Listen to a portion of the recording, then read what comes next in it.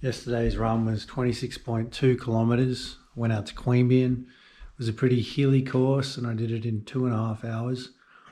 And I learned something. When I got back to my dad's place, which is where I was running from, I was over there for dinner. I was feeling pretty good. It was a hard run. I was doing it at a fairly easy pace, but still tough running over 2 hours. 2 hours is like my mental barrier, maybe my physiological barrier.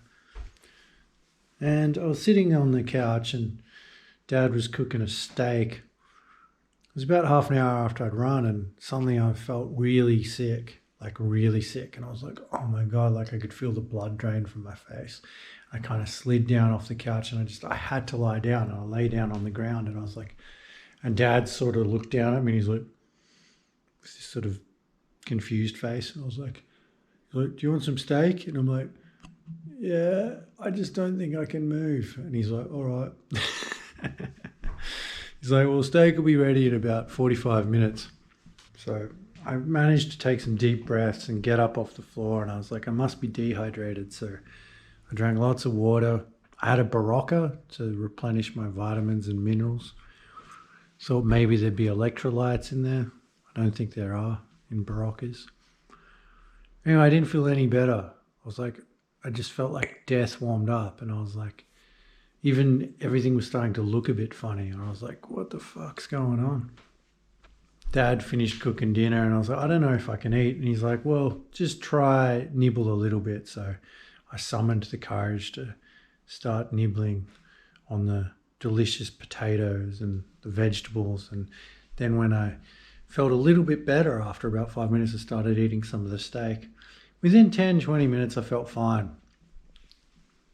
I think what happened is, because when I go on really long runs, I get kind of gut problems if I eat too soon beforehand.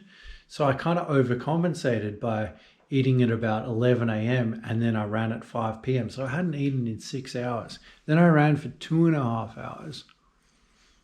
I might have been a bit dehydrated, but I don't think dehydration was the problem. What happens is on those long runs, you burn through most of the glycogen in your liver. Your blood sugar starts to drop. I think I just had a massive blood sugar crash because during the run I was okay, but I still hadn't eaten. So half an hour after running, I'm sitting there on the couch and I haven't eaten in about 8 hours at this point, which if you haven't run for 2.5 hours, not eating for 8 hours is kind of okay. Like it doesn't bother me. Like I've fasted for 3-4 days before and felt fine. But going on that long run, not eating, I think the takeaway from it, because I felt fine once I'd eaten, and then I had a nice vodka soda and it was all good. The takeaway from it is maybe when I go on those long runs, maybe pack some dried fruit or something just to nibble on after 2.5 hours, just to keep the blood sugar up.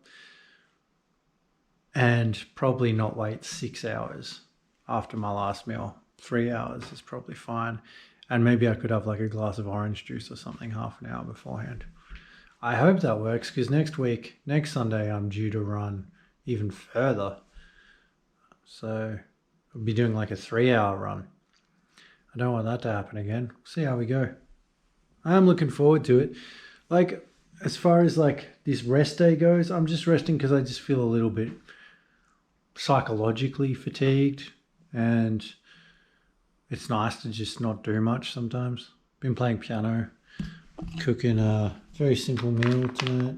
Gnocchi with pasta sauce, pick some tomatoes out of the garden, and I'm having a sneaky little glass of wine. Nothing too extreme, just 1 or 2 glasses. I got the Bob Dylan, Time Out of Mind on the vinyl. It's a pretty good rest day, I reckon. So that's what I think. I learned something yesterday anyway, and thought I'd share it with you.